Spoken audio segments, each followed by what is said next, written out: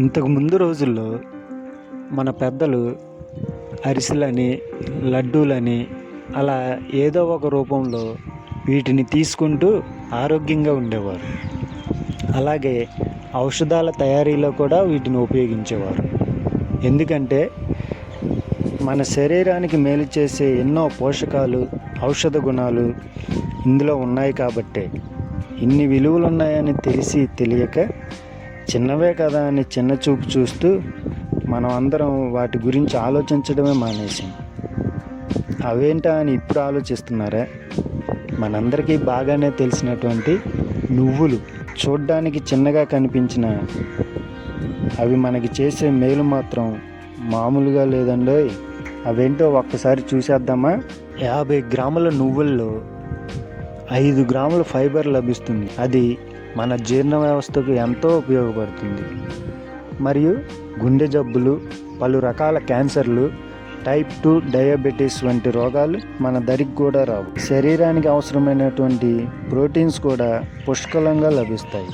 అయితే type 2 diabetes, రక్తహీనత, cholesterol ఎక్కువగా ఉన్నవారు నిత్యం వీటిని తినడం వల్ల షుగర్ లెవెల్స్ తగ్గి డయాబెటీస్ అదుపులో ఉంటుందని, వీటిలో ఉండే ఐరన్ శరీరంలోని రక్తాన్ని పెంచుతుందని, చెడు కొలెస్ట్రాల్ను కూడా తగ్గిస్తుందని కొన్ని అధ్యయనాల ద్వారా వెల్లడైంది. అలాగే హై బీపీ సమస్య ఉన్నవారు కూడా వీటిని తినడం ద్వారా బీపీ తగ్గి రక్త సరఫరా మెరుగుపడుతుంది.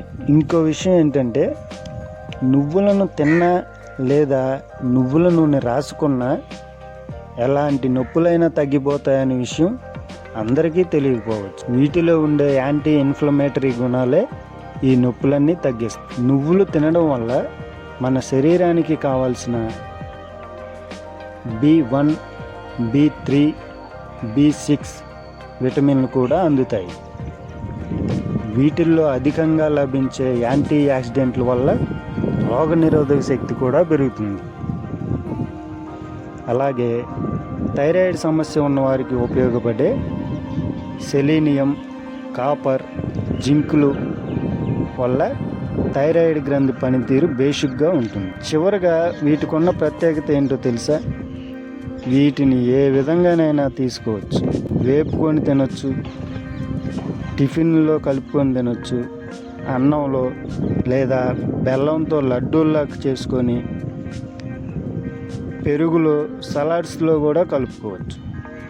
ఎలా తీసుకున్నా సరే అవి చేసే మేలు మాత్రం ఎక్కడా తగ్గదు.